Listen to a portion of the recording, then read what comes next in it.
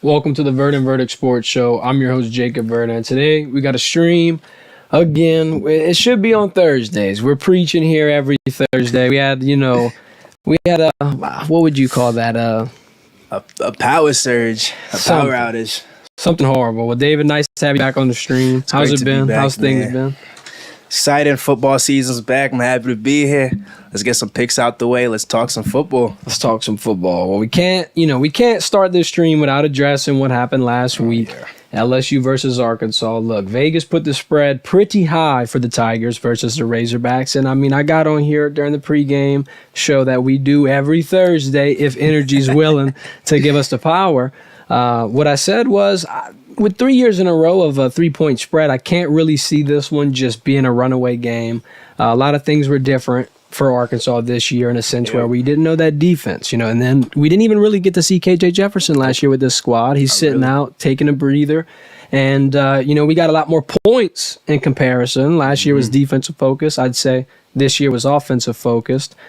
Speaking of offense, all I'm going to say is just we need to get it together faster. I'm not going to harp on it too much because they went out and they performed. They were a second-half team, and that's usually the way that this is kind of trending. For the most part, yep. But with them in the spotlight and entering the thick of the SEC play, I think that they're going to have to come out, not miss any opportunities early on, set that pace, set that tone. What do you think about LSU's offense, and what do you think about LSU Arkansas? We had arguably the best seat in the house for the game. We got to watch it right on the sideline. What was going on in your head? What did you take away from that? I knew it'd be an exciting matchup from the start. That 17.5 spread, I was like, all right, let's not get too ahead of ourselves, but hey, game came down close. BK showing that he has trust in Jaden Daniels. Offense took a while to start up. We kind of had to wait until that last play in the first half for them to be like, okay, we got this now. We just need to see Jaden Daniels and that offense come out, start it off a little earlier, really just get into the flow of things, not needing to wait until half to really just pick it up and pace. This LSU team's offense, even though they struggle in the first half, it's a really good offense. Number one total offense in the SEC with 22 touchdowns, and they're averaging over 40 points a game. When they want to light it up, they can light it up. They can ball. 100%. And I think this might upset a couple people with the verbiage I'm about to use, but that's a Heisman caliber quarterback behind center for the LSU Tigers. I think that they can do a lot of special things if he keeps this hot streak going, if he keeps that confidence at an all-time high that we've been seeing. But I do want to say shout out to the defense. They held up their end. They held up their end. They let LSU's offense kind of, get settled in, get into their grooves, and then when them adjustments kicked in, Arkansas had their number at times. But all in all, there's a couple plays I think that the defense got unlucky with. The Harold Perkins roughing the passer. Like Brian Kelly said, we're going to have to try to get him down. Yeah. So I think hitting a quarterback in college football, it's always tricky when you got a guy like Harold Perkins. He's going to have that attention on him at all times. I say let him loose this week. I say let him tear up those mobile quarterbacks. If, the new age of football sees a quarterback almost as an additional running back, you know what I'm saying? You can see running backs transition to a kind of a receiving role at times, and they're more of a hybrid. And now you got the quarterbacks that are doing that. You see guys like Jaden Daniels, Jordan Travis, KJ Jefferson, unfortunately, that we had to play pretty much all of these mobile guys. It seems like, LSU gets the rough end of the stick in terms of strength of schedule. But mobile quarterbacks, rivalry games, it's all picking up to be what we're expecting. Next week, I think it'll be a tough game just like it was this week.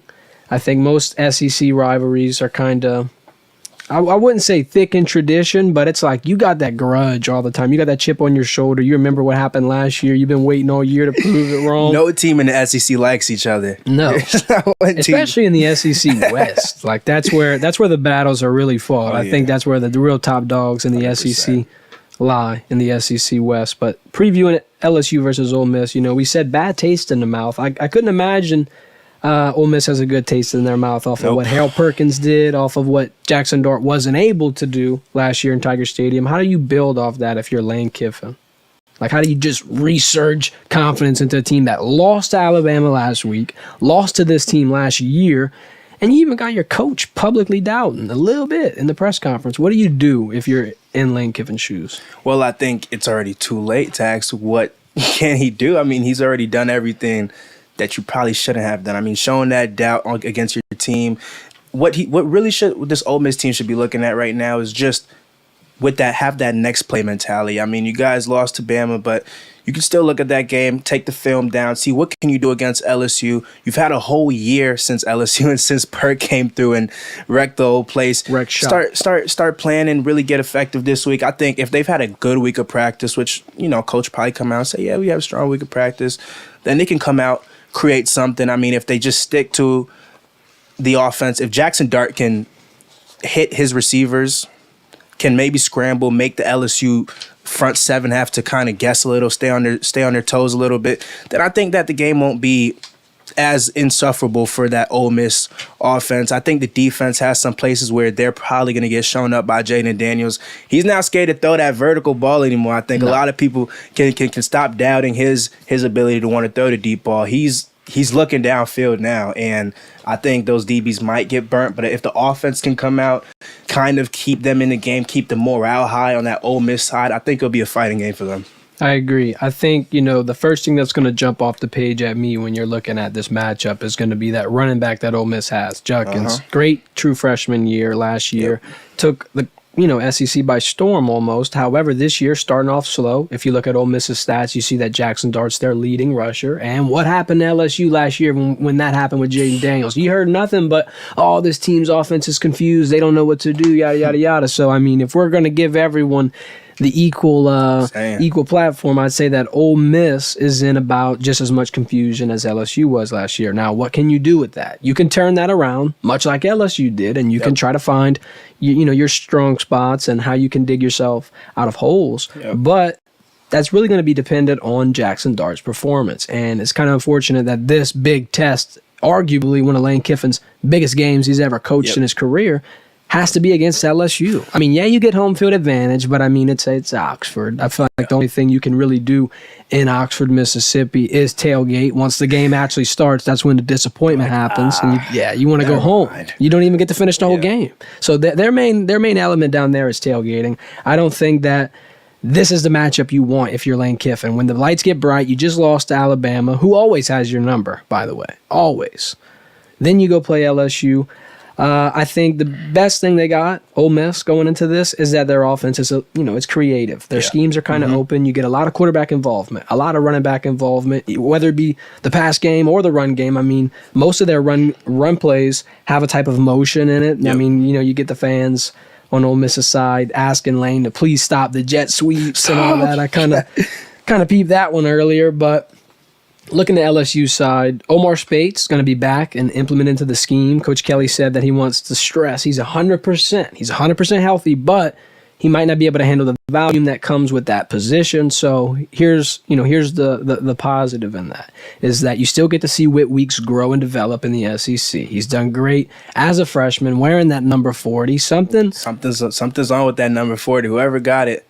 Something is up. Harold Perkins last year as a true freshman wears the 40, turns into Perk 40. Perk 40. It took on a life bigger than the jersey number. He kind of just switched up, went to number 4. Whit Weeks came in, took it, and the powers kind of trickled into him as well, it seems. So we're going to see him implemented in the scheme. Definitely. Brian Kelly said he earned his keep, so to speak. So I think that's good. You got a lot of depth at that position, and that's the position you need a lot of depth at. This time last year with LSU, we're questioning the linebacker room. Now we're questioning the defensive back room, which I think on both sides of the ball here in Ole Miss, you got bad DBs in a sense where they're not always on the same page. There could be some busted coverages. However, here's what I want to say about LSU's DBs. I don't think that they're like in a situation where they can't play football. I think that they're good football players. They have the right pieces. They just need to find a way to have them all mesh. It might not be, the combination that we see now, and that's very similar to what we saw with this offensive line group. It took them 6 different combinations to find the starting 5 that they were able to keep. I think Brian Kelly's got a little pieces that he's going to have to move around, and guys like Andre Sam making a big splash, he's going to be able to turn some heads and make people say, all right, that's a guy that's going to be able to be one of those staples in the LSU defense for years to come. I think, if we keep getting guys stepping up to the plate, showing off some muscle, that's when we're going to find that rotation that we'll stick with. We're still early in the season, so, things can definitely change as well. What do you think about the DB room? What do you think about Jackson Dart, this matchup, and how LSU's defense is going to be able to stop another mobile quarterback. Definitely, I'll say I agree with you. We're only 4 weeks into the college football season. It's still an evolving team. It's still a DB room that's looking for their identity. But I'd say that the LSU DB room, they, like you said, they can play football. They're not just like a bunch of randoms. They know how to play. They know how to cover. They know how to tackle. I think BK hit it perfectly, though, at his press conference earlier this week, that the team just needs to stop focusing on being the guy that makes the play and just play your zone, play your formation, do your assignment right. Don't try to rush. Don't try to anticipate what's going to happen. Do your job and let the other 10 people on that field do their job too. And I think that if that DB room can stick to that, just doing their job, then I think we can see constant improvement week to week. And as they keep switching out, as they keep putting new DBs in, trying to see who's that perfect piece, who's that perfect match, I think most definitely they'll find it. They'll get it together. If not soon, like before the end of the season, most definitely. I think Jackson Dart, I think Ole Miss fans, they got to be a little confident in him. I mean, we can see that. Me personally, I know LSU is going to come in there, take Ole Miss out, but Jackson Dart isn't like some super scrub. He has 1,096 yards, 7 touchdowns, 2 interceptions. Every time Ole Miss plays at home, he can light it up. Definitely, he knows how to get the ball to his 3 best receivers. Ole Miss has 3 of them in the top 15. Only team to do that right now in the SEC. We got Jordan Watkins at number 8, Dayton Wade at number 9, and Trey Harris at number 15. All of them with a touchdown except for Wade. But when it comes to just receptions and yards, like, this wide receiver group can get open. They can get to the end zone. That can prove some difficulty for this DB group, but I think it's nothing that they can't bounce back off of. And to look into that linebacker room, it's definitely great to have somebody like Greg Penn right now. And I know you've seen the press conference with Whit Weeks. He's saying that sometimes he's asking Greg, like, hey, what's my assignment on this? What's my assignment on that? So I think having Omar Spates in that rotation, allowing him to come in, be more of a little veteran presence, while still letting Whit Weeks get some snaps, let him grow into his own player, it's definitely going to look good for that linebacker room. We're definitely seeing a lot of improvement on that defensive side of the ball. Yeah, and to add a little more about what you said with Greg Penn, that's a big boost because you got a lot of like interchangeable parts on this defense. And you want to know why? It's because the coaching staff is so creative that on your day-to-days, through your practices, through your workouts, you're going to be quizzed not only on your position, but the positions that surround you. Yep. If you're an offensive lineman, you're not just going to see your guard, details. You're going to see the center's details. You're going to see the tackle's details. Why? Because if a man goes down and you got to step up, you got to be ready at any given point. When you play SEC football and you're breathing down the neck of a national championship, everyone's on the same page at the same time. That's how John Trey Kirkland was able to step in so quick. And definitely this is what BK wanted out of his team. The thing he's always emphasizing is that he wants his team to be so smart, so equipped that they're just out there playing football. They're not necessarily overthinking anything, but they just know the scheme so well. They know how to attack players so well that they're just going out there playing seamless football. And I think we're starting to see that more, especially on that defensive side of the ball. Just these dudes knowing how to take matchups, these dudes knowing when to rush, when to step back, when to hit the zone. Like this linebacker group is looking really solid. DB's evolving. D-line. Our D-line is crazy, man. I mean, when it comes to run stop, I'm looking at Savion Jones, Jacoby and Guillory, some dudes who are stepping up. Womack is definitely going to play a huge role.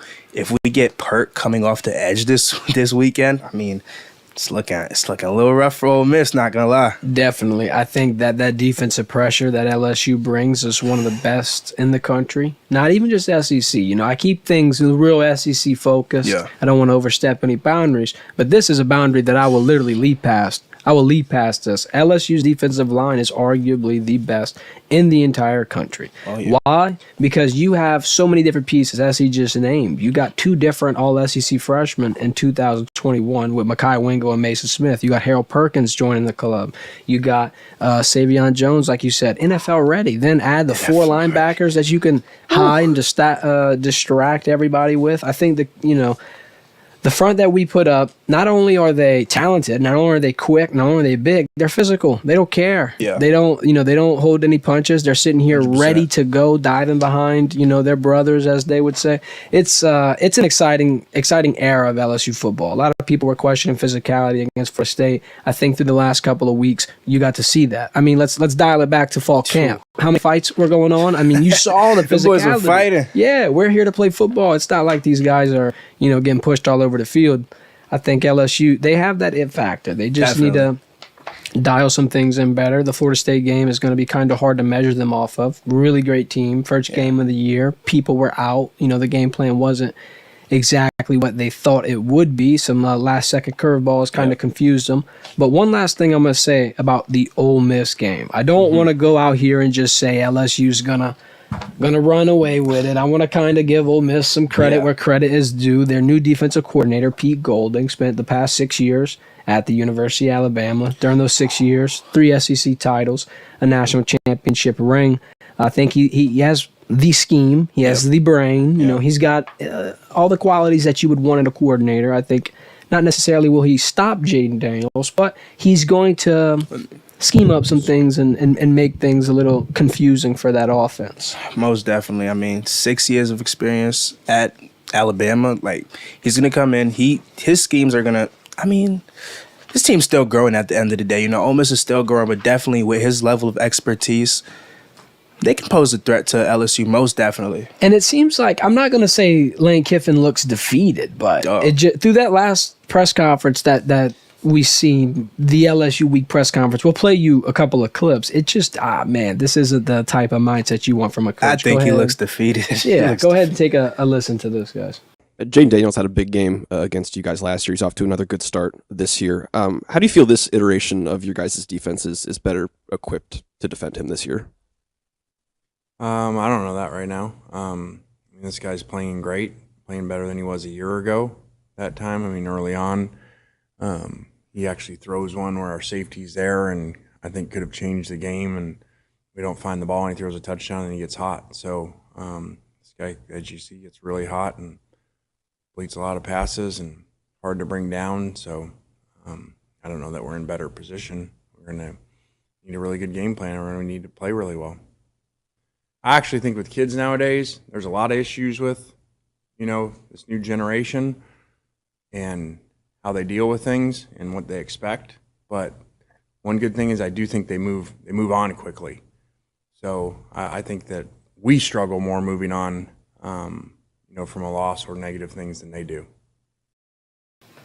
So I thought that was a pretty funny comment. He's saying, he's sitting here wondering. Well, first off, let's dial it back to the beginning of the press conference. He's saying that he wishes that they put Harold Perkins back inside, joking, saying he had trouble in week 1 and whatnot. But all in all, you love the LSU praise. You love to see him get their flowers. But I think LSU's got Ole Miss right where they want them. Mm-hmm. Right where they want them. Here's the game plan. 3 simple keys. You know how we do it. Number 1, defensive containment. Like we said earlier, let Harold Perkins loose. Let's see some number 4 all over the field. Let's see some flashes of pure athleticism. One of the best pass rushers in college football. You heard me say it. He's one of the only guys that can, on one play, press the quarterback, get in his face, create some havoc, and then on the very next play, drop back and go get an interception. Dude, Harold Perkins can do anything he puts his mind to, any scheme, any situation. That's your guy you lean on. I think Omar coming back is going to help his depth. This is a game that he needs to take over, and he took over in last year. When you see mobility, when you see people escaping pockets, when you see containment being an issue,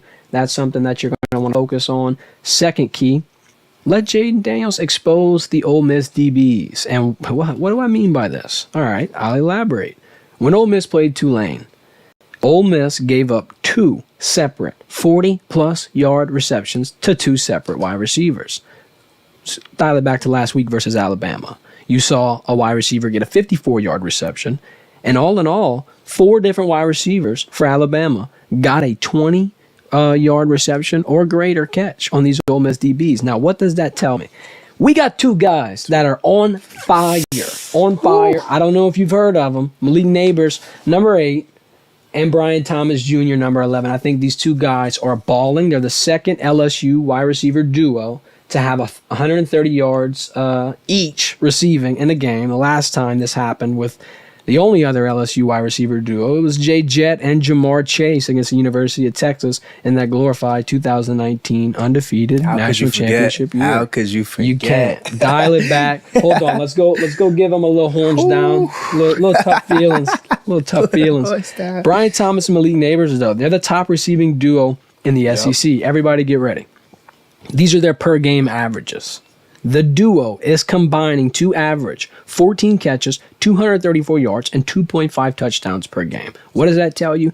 Unguardable. Double team one and have fun. You can't guard them each one-on-one. That's a mismatch. A one-on-one with any of these two guys is a mismatch. However, are you really going to want to try to stick your neck out and double team them and open up some schemes and open up the field for Jaden Daniels and his run game? You seen what happened when they tried to bracket Neighbors. Brian Thomas is open. He's there both times for a 49-yard touchdown against Arkansas. So it's like you double team one, you pose the risk of having the other one just dart you up. Look at this dot. Brian Thomas down the field to end the half. This is what you want when you're thinking about LSU offense, when you're thinking about LSU football, this is what gets you fired up. This is what makes you think, okay, balls. Not only can Jaden Daniels push for a Heisman, not only can we push for an SEC title, but you could see Malik Neighbors or Brian Thomas push for the Blue and Coffee. 100%. Like, these two guys 100%. Are some of the more lights out wide receivers. Yeah, you got Marvin Harrison. You got a lot of different guys, but I think these two individuals at LSU, especially Malik Neighbors, are balling. And they come with the energy. They definitely come with the energy. And Malik Neighbors comes with a different touchdown celebration every week, it seems. I mean, when you're scoring that many touchdowns, when you're scoring that many touchdowns, bro, you're going to have to dig deep in the bag of tricks, and, bro, he definitely gets it. You think they practice their dances after practice? There's no way they don't. 30 minutes after practice, they just got to get all the touchdown cellies ready. There is no way that they are not practicing 100%. This routine prior to the game. It's too flawless out there. It's too flawless.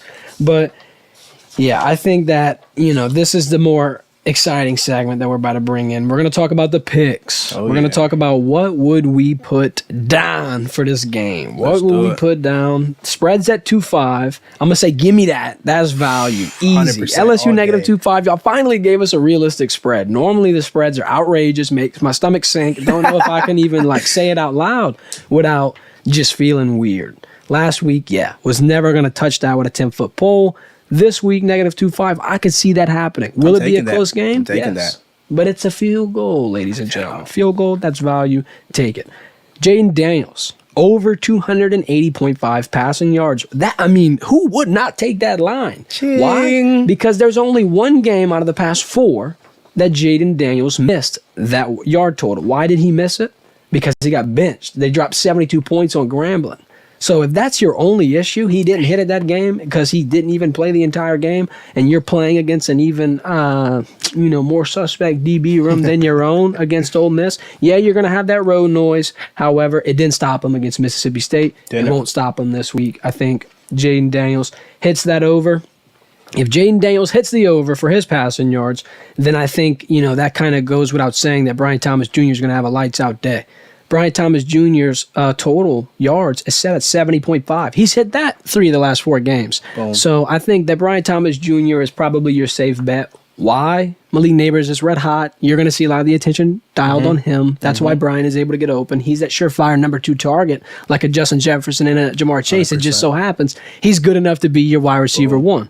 So we're blessed here with that wide receiver room. Shout out to Cortez Hankton for putting that together. Shout out to Mike Denbrock for being able to utilize those schemes. But these picks, I think, are locked.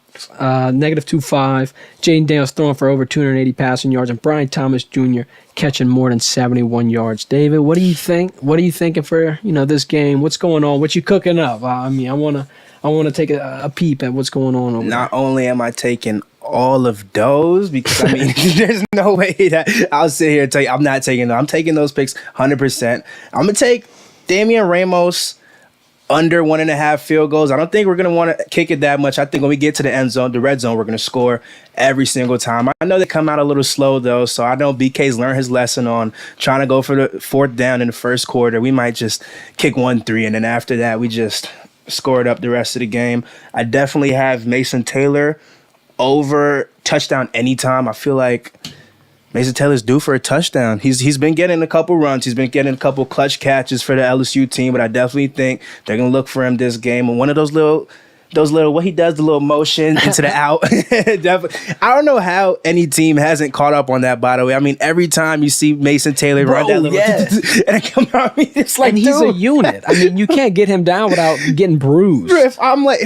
I'm any defensive coach, I'm like, go, just follow him. Because please, you and your friend, like we need two people. I definitely see them putting that out in the red zone. Getting that Logan Diggs with a score, I definitely have that locked. Logan Diggs has been absolutely necessary for this LSU offense. He's the most consistent back in that room right now, I'd say. He's number 3 in the SEC for rushing, 38 attempts, 253 yards. And mind you, the number 1 rusher right now, Cody Schrader, he's at 403 yards with 65 attempts. Only about 150 more yards than Diggs, and Diggs has half the attempts. So most definitely, Diggs is so effective, pound for pound. He can get you yardage, and that running back room is just so fresh for him. You can let him sit a little, come back, and he'll just. Whew. Let's talk more about that running back room. So, I mean, you know, Coach Brian Kelly, he's going to give you that classic coach answer. We don't have a depth chart. I don't believe in depth charts. I don't want to put the guys in order and have them think lesser of themselves, this, that, the other. And that's a good philosophy. You see that with good coaches, and, you know, he's able to take care of that room, take care of that emotion, some of the more important things that, you know, kind of go under the radar for the average fan. However, we kind of feel like it's Logan Diggs' job to lose. He's out there leading in everything that's important. He leads the team in rushing yards. He's second in carries, only to Jaden Daniels. He leads the running backs in receptions and reception yards. Yeah, Josh Williams is a close second, but I think that Logan Diggs has shown enough. He's shown that explosivity. He's shown the traits that you want in a starting back. And, you know, when Coach Kelly kind of beat around the bush of naming a starter, he said it's going to go to the guy that can make the explosive plays. It's going to go to the hot hand that we can give the ball to and push down the field. And what happened at the end of that Arkansas game? Exactly that. 2 back-to-back big runs, 2 of them, sets up the field goal, and, you know, even almost starts a fight with McLaughlin, former LSU DB. But I think, man, this running back room, like you said, has the potential to be one of the best in the country. Depth chart would probably be Logan Diggs at number 1, Josh Williams at number 2. I'd put Caleb Jackson at number 3, and then you got Noah Cain following in at number 4, another big back. Every one of these backs is solid. Every one of these backs can put their head down and get that extra couple of yards, you know, get the reach for it, get dirty, and get in the pay dirt. However, I think that 2 things are going to determine how the landscape of the running back room looks going forward for LSU. Number 1 is always going to be health. All these guys have to stay healthy for this to stay the same. That goes without saying, I feel like. But number 2, the emergence of Caleb Jackson. I mean, hello. Caleb Jackson, true freshman, walked in here at 6 foot, 225 pounds, and ran over everybody in sight. I think that, you know, you could put 10,000 pounds of weight in front of the kid. You could put a train in front of the kid. You could put Tiger Stadium in front of the kid. He'll put his shoulder down. He's going to get through all of it. I think he's the bulldozer running back that LSU is going to want to keep as that staple of the offense going forward. So they're going to develop him. They're going to get him out there. You know, you see him out there on special teams. You see him out there getting reps every now and then. So he could be the guy that pushes in and gets that, you know, RB2 spot, that split back opportunity, gets out there in some receiving or some pass pro opportunities. I think all in all, though, like we said, running back room, Logan Diggs has taken it by a mile. He's out there. He's been the hot hand. I mean, it's hard to say that anybody but Logan Diggs is going to be the guy. I think that, you know, the offense is full of weapons. You can see Jaden Daniels go off and just drop one in a bucket, and you can see these running backs tire the defense out, make everybody gas, make everybody question if they even want to play football anymore. I'd say that's definitely their strong suit, being able to have such a strong running game and a passing game. And I really think that this week going into Ole Miss, BK really needs to capitalize on that running game. I mean, one of my favorite things about just watching Logan Diggs is that he's so patient, but also so explosive at the same time. Like, he has no problem waiting behind that guard, and then when he sees the hole, boom, he'll just take it right there. He has a quick step on him, and he's really good with yards after contact. I mean, you need 2-3 guys to get him down.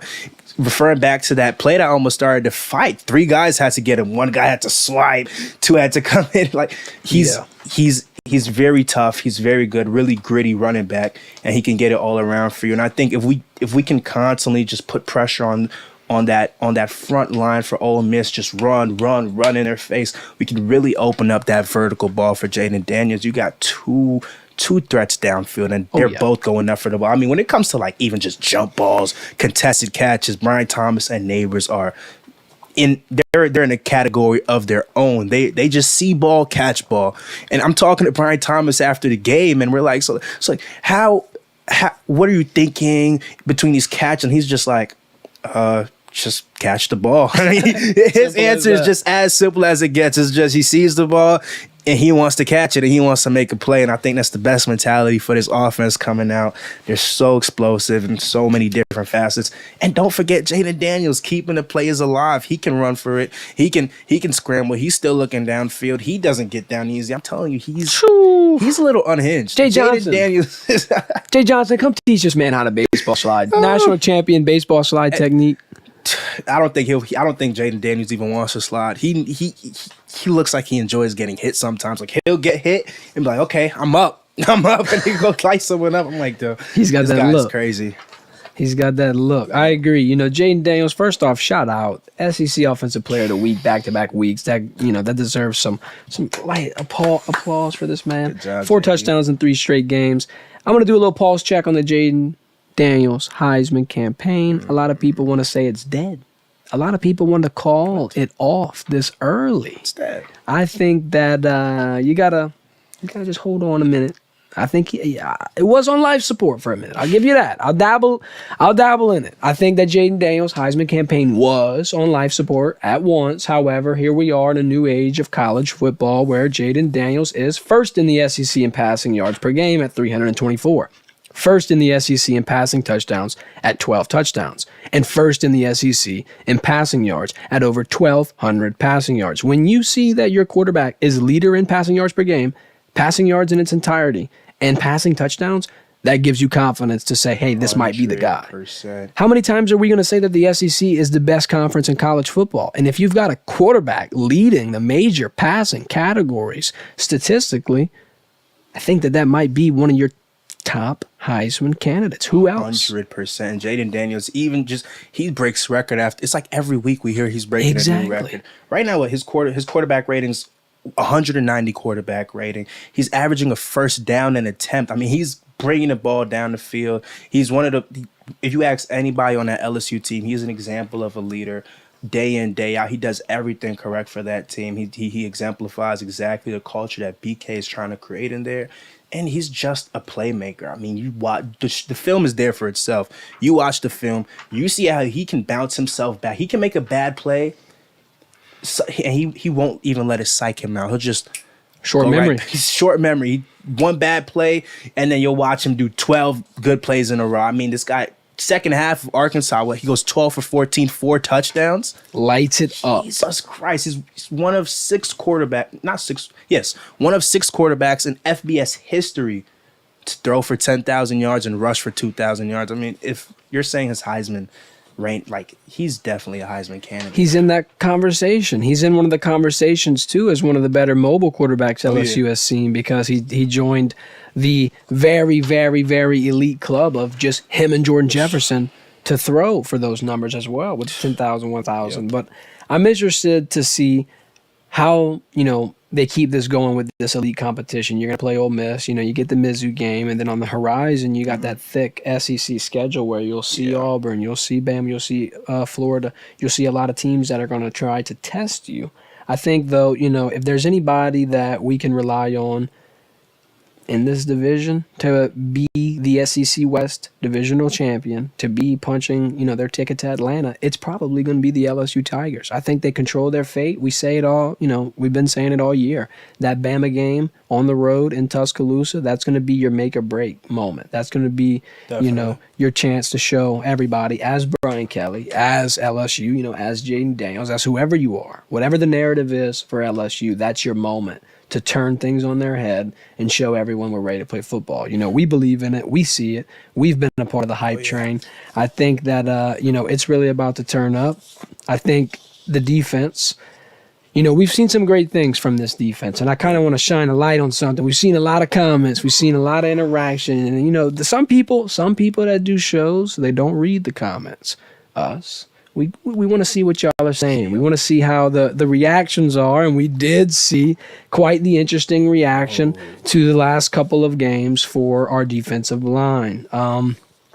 People are calling for different positional changes. People are calling for different moves. You even have people wondering whether or not the freshmen or, the people that need to be playing, whether or not, they should be out there, who's getting them ready, yada, yada, yada. I think, Whit Weeks is a perfect case study for this.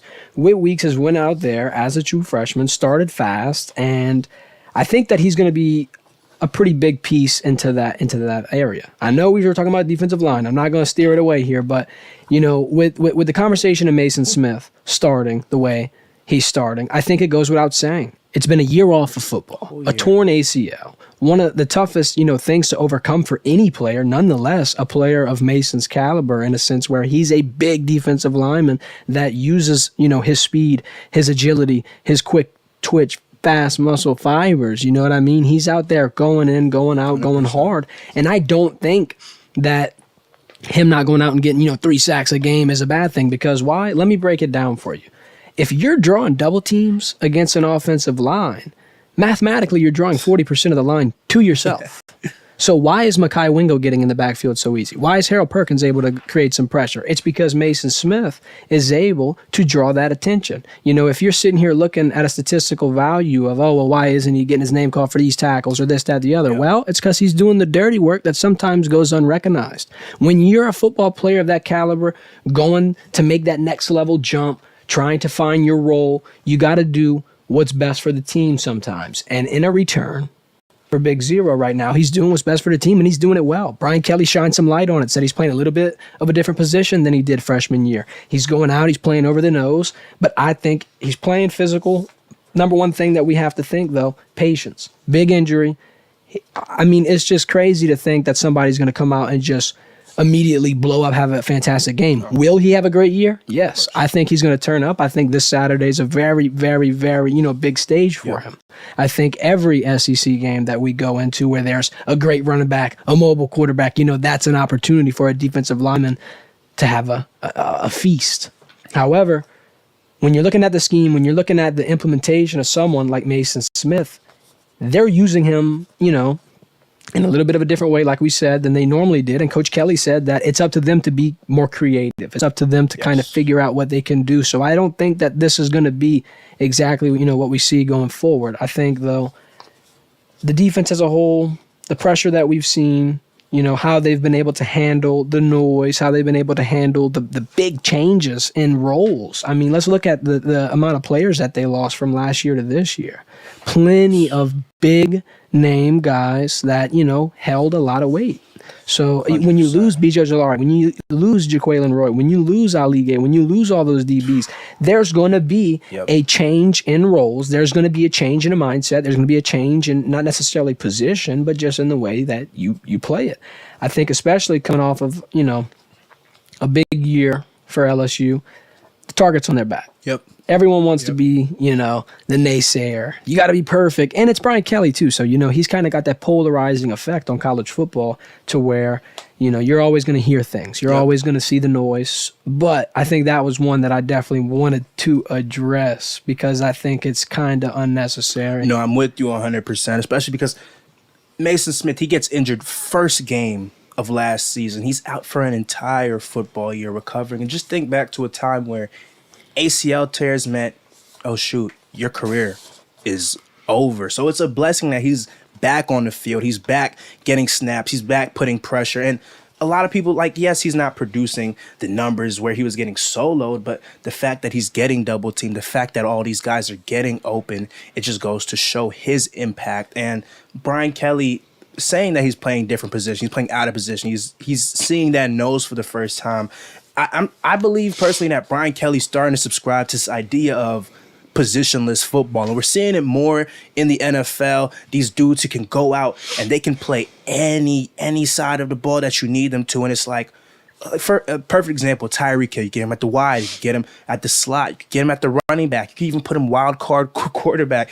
Get him tight. It's just like this idea of positionless football. You see it into this LSU team too, particularly that defense where you're seeing we're putting Mason Smith at the nose, and then we're putting Harold Perkins nickel. We're putting him linebacker. We're putting him outside edge, and I'm seeing that this can prove a really big problem for these SEC teams down the line, because now LSU has this defense where anyone can play anywhere. How do you scheme for that?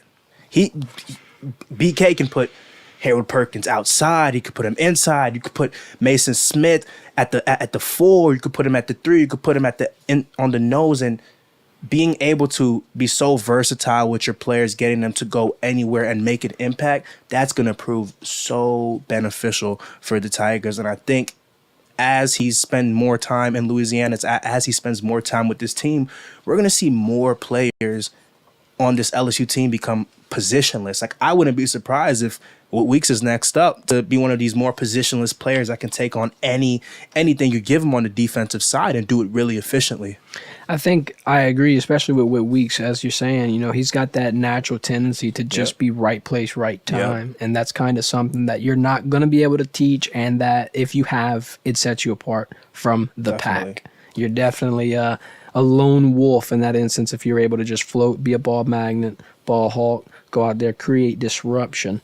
We're going to go to a little bit of a break. We're going to show y'all some press conference footage. We got an interview with Emory Jones, Logan Diggs, and Whit Weeks here coming up, a couple of clips. When we come back, we're going to break down our top college football games of the week. We picked 3 of them. One of them's happening tonight. We'll give you a little breakdown. Utah and Oregon State, USC and Colorado, and Kentucky and Florida. Y'all don't go anywhere. We got you that footage coming up. Emory, what has it been like adding Logan Diggs to the mix? What have you seen from him as a running back? Explosiveness. Logan, he sees the holes, and he bursts through them, and he's just been doing a really great job at getting through those holes, and getting those dirty yards, getting those 2 and 3 extra yards after contact. So he's been doing a great job at getting us those dirty yards and making plays when we need them. And with the multitude of backs in the room, how are you able to keep everything consistent, especially as one of the staples of the line? For us, honestly, like, if we're doing our job and executing the right way and being physical up front, it don't matter who gets the ball back there. If we got a hole up there, any of those backs are capable of hitting it, and I think we trust all of them to do it. Logan, you led the running back room in carries on Saturday. What was it like to be able to implement yourself in a big way? It felt really good, I feel like all season, as a running back room, we compete every single day. Finally having an opportunity to affect the game in the run game was really, it felt really good, and it was really beneficial to the team at the end of the day. I guess Saturday was my day. I had a really good week of preparation, and I feel like I was really prepared to go out there, and face whatever challenges came my way. And at the end of the day, I feel like as an O-line, they really, really blocked well. So, it was really a lot of things that helped open up the run game. It's not just one thing I could just, take credit for. It was the quarterback trusting me. It was the head coach, the running back coach trusting me as well. So I'm really grateful for that. And after one of your big runs in the red zone, McLaughlin kind of, some contact. I seen Will Campbell go over, and it seemed like, he had like an overprotective type moment. Speaking about that relationship you have with the O-line and just how you've been able to develop that so quickly. Those my brothers, man. At the end of the day, the O-line is a running back's best friend, So when you come in, you really want to build that connection with your O-line, and you want to build that connection with your quarterback. So when I came in, I made an emphasis to know that, I love y'all, at the end of the day. I only can go as far as you guys take me, so I'll never take credit for having a successful day. I always point back to the O-line. So they did a really good job. It's awesome. He helps me a lot because he also played Will, and then when Omar went down, he moved to Mike, and I started playing Will, so he knows both positions. So whenever I don't know, I'll just look over and be like, Greg, what do I got? And he'll just tell me what I have, and then because, there was a few times out there last Saturday I was like, are we bossed over? Are we not? And he helps me out a lot. Yeah, in our meeting this week, we were talking about everybody has to do their 1/11th in order for us to, take it to the next step of defense, because, you can't pop your gap in the run game, especially against this running back, because, he's one of the best running backs in the country. So we know we got to play sound run game. And then in the pass coverage, don't, Coach House says chase the cheese. Don't chase under routes. Stay in your drops. All right, welcome back. We're here breaking down our top 3 college football games of the week. Now, the way we do this is, first off, we always want to see the ranked matchups. The ranked matchups are always the ones that are exciting. Then you want to kind of see how your SEC foes are doing. You want to kind of dial in things here. However, the ranked matchups, this is only one of 4 ranked matchups all week, Utah and Oregon State. So kind of a dud week. USC and Colorado. I think everybody in the country knows how they'll do, how this is going to shape up. And then Kentucky and Florida, we got some puzzling elements here to this one. But let's cycle it back to the one that's going on tonight, the one that's going on in about a couple of hours, Utah and Oregon State. So Utah being Pac-12 champions, I don't know how they're underdogs. Negative 4.5 spread leaning towards Oregon State. Number 19 is going to be favored. What? So, I think it goes without saying that this is because of DJ Ukulele. Yeah. He's coming from Clemson. He's got the Dabo Sweeney effect, which I think might not be great. I don't think that holds hype much. I don't think that DJ Ukulele is going to be someone I would lean on. I would expect Utah to potentially, don't know how, but potentially upset number 19. I don't know how we're saying number 10 is going to upset number 19, but that is going to be something that I would expect, because a negative 4.5 spread on someone who literally just won your conference last year, yeah, there's some things that might need to be tightened up, but I think that this matchup, if you take the location out of the element, not much that dictates why 10 should be falling to 19. USC versus Colorado. Well, before we jump to that, what do you think about this DJ Ukulele situation? I'm just as shocked as you are. I don't see a situation where we got to say number 10 is upsetting number 19, but I definitely think Oregon State is going to come out with some momentum. They had a close loss last week. They're probably hungry to come out there, prove themselves, but I just think Utah's just overall just a better football program. They did have a very close game against UCLA, but they're still undefeated. They still have lots of room on that offense to just light up the scoreboard, and it might not be as much of a high scoring game, but I definitely think Utah isn't going to lose to Oregon State. No, and if somehow, some way this does turn into an Oregon State win, I don't think it's going to be by 4-5. I don't think negative 4-5 was the move here. The odds makers might know something we don't. Normally, that's how this goes. Computers know something. They know something. So shoot. Let's move on to USC versus Colorado. We want to talk about knowing something and odds makers. Negative 21.5. That's what y'all put USC at. Did y'all not see what happened last week to Colorado against Oregon? And we're going to put him in the reigning Heisman's offensive element. They're going to play USC, and we're going to put the line at 21.5. I'm surprised they didn't. I mean, look at what they did to LSU last week. I'm surprised they didn't sling this thing at 35.5 or something crazy. Yeah. I mean, they probably are afraid of disrespecting Coach Prime and getting a phone call at the end of the day. I think, unfortunately, though, if Shadur Sanders doesn't get active, as we saw him not do last week, if he doesn't get active, I don't think that they're going to be able to turn up. Let's look at his last 3 games prior. 3 games in a row, 75% completion rate or higher, 340 yards or higher.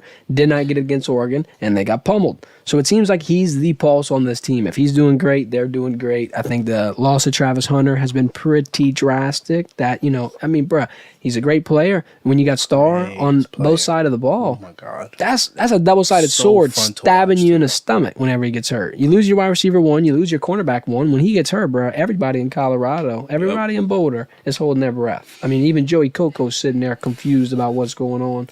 What do you think about USC and Colorado? I'm expecting USC to wipe the floor with the Buffaloes. What you got? Firstly, Coach Prime, I am not a hater. Please do not call my house. Please, I am rooting for Colorado. I love this program. I love what Prime is building, but come on. Yeah. Come on. You were walking into Caleb. Oh, come on. I mean, it's not going to be an easy game, but this is what I'll say.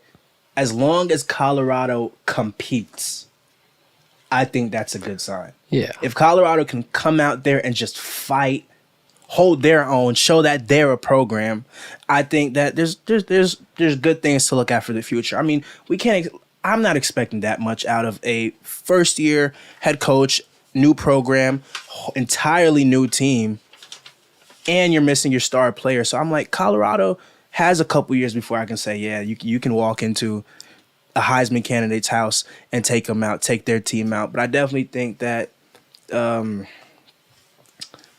is going to just pummel them. I'm sorry, Coach Prime. I know you're going to have those boys motivated, but... Oh, what?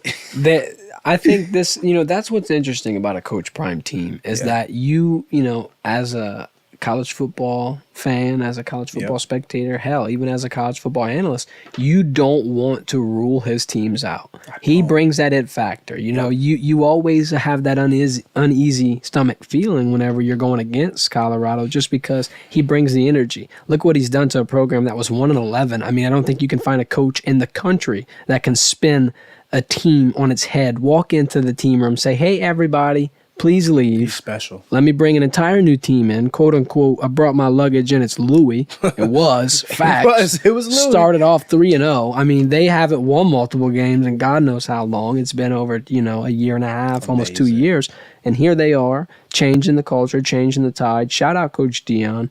I think, like you said, they need to stay competitive. Let's learn something here, guys. Our mantra, our motto on the show, you never lose, you only learn. I think whenever you get some humble pie served every now and then, you kind of got to eat it and just figure out how you can make the situation better. So, Colorado, let's go out and let's do something. Let's get some film out there. Let's do something good that we can walk away from, this week and think, okay, this was productive because of this, or this. Let's not go out and get steamrolled and have a 55-0 game. I hope that doesn't happen. And a competitive game will look good for everyone in a Colorado team that can potentially enter the draft. I mean, Shador can put up some numbers. He can, if he looks good. Shiloh on the defensive side, I mean, he's been getting better every single week. And if he has a good game against USC, maybe gets a forced fumble or a sack on Caleb Williams, I mean, that can only put him up. All I'm going to say is if somehow, some way, Shedeur Sanders comes out, lights up that USC defense and upsets them, he's going to be one of the leading Heisman favorites. He's going to be probably top 5 quarterbacks drafted.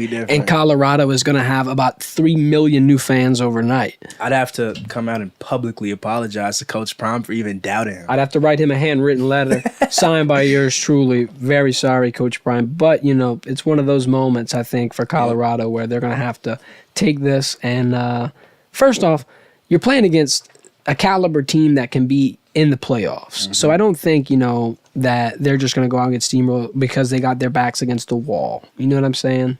They got their backs against the wall. They can come out. They can maybe surprise them, maybe catch them lacking. USC might think they have it in the bag. You never know. These are some of the trap games that get these big teams a ticket punch straight out of the playoffs. You thought you were in the playoffs. Ha-ha, joke. You're not good enough. Goodbye. Moving on to Kentucky and Florida. Another team that is unranked, Oregon State's not unranked. I don't want to say that. Another team that's ranked lower than the team they're playing is favored. We got an unranked Kentucky versus number 22 Florida. Kentucky's 1.5-point favorites, and I can see why in a little bit of a way because Florida has kind of played sloppy, but I think they could fix things up. I think that Kentucky's not that program that you would put out favored over someone like Florida. You don't know much about Kentucky, I feel like, to be able to say that. Devin Leary's kind of a decent quarterback. But Billy Napier, they shocked a lot of people against Tennessee. They shocked me against Tennessee, so I'm not going to rule him out this week. I think that Kentucky can run like the wind. They got a great running back room. I think they're going to be able to cause issues, but Florida might have something up their sleeves. I wouldn't rule them out. I'm going to go ahead and lean on Florida for that. And, I don't want to say that Billy Napier has to win this game, but if he loses this game, I think that his seat just got that much hotter. Doesn't look good if he loses this game, but you know what? I'm a sucker for a good upset. I like to pick one every week, and I think Kentucky, 1.5, you said? 1.5. You might have to hammer that. I think I might have to hammer that. I might just have to hammer that one. I don't know. Florida's been looking a little shaky. Not going to lie. Not really too impressed with what I've seen, but honestly, they have a fighting chance. I also believe Kentucky has a fighting chance in this one. It all depends on it'll be a game decision. It'll literally be how they come out, how they execute game time, and Maybe they get it upset. Hopefully you see some exciting football because this week, like we said, 4 ranked matchups. There's not a lot of star-studded matchups here. So we're going to want to see some fireworks. I think tonight, Oregon State and Utah, that's going to have plenty of fireworks. 5 o'clock tomorrow, LSU versus Ole Miss. Going to be full of the fireworks. Probably going to be one of the more high-scoring games. That total is at 67. What do you think about LSU Ole Miss reaching the 67-point total? Considering LSU averages over 40 points a game, I wouldn't say it's a crazy line, but I don't think I'll be taking that 60. That's a big reach. I mean, you're sitting here saying, hey, both of these offenses are going to play as great as they possibly can. I don't think so. But it's definitely in the realm of possibility. That's the thing. I could see it happening. I think the main thing that's going to make me nervous on not wanting to lean either way is going to be the defense for LSU, potentially being able to stop Ole Miss, potentially being able to create some confusion for Jackson Dart. I mean, I think if you want to look at what team has more, weapons, more schemes, more strengths than weaknesses, it's clearly LSU. Yep. I mean, you read the body language of Lane Kiffin. You heard what he said. You kind of get the vibe of what Oxford is like right now with the Tigers rolling in. You get the vibe of what happened last year. I think that this is LSU's game to lose. A 2-5 spread, that's locks more than likely. The total, going to be a little confusing. A pick'em game though on the odds sheet, interesting. They're playing it conservative. They saw LSU toe that line last week, and they were like, well, oops. Let me not throw that one out there. Well, hopefully we're able to never have another power outage again before we go live. Yesterday, that was confusing. We're sitting here ready to go 7 minutes prior to showtime, and then everything gets cut. That explains the Friday stream. I know we say we're live every Thursday. That's going to be the plan going forward. On YouTube, going live. Thanks for watching. Make sure to follow us on social media at Verdin Verdict, wherever you get your news, whether it be TikTok, Instagram, Twitter. Yeah, we're on Facebook too. Tell your grandma. Make sure to subscribe, hit that notification bell so you never miss another stream. And hopefully LSU can pull this out and, just run away with the SEC West. We'll see. I mean, one more factor. Shoot. I talked about Prime being a motivator.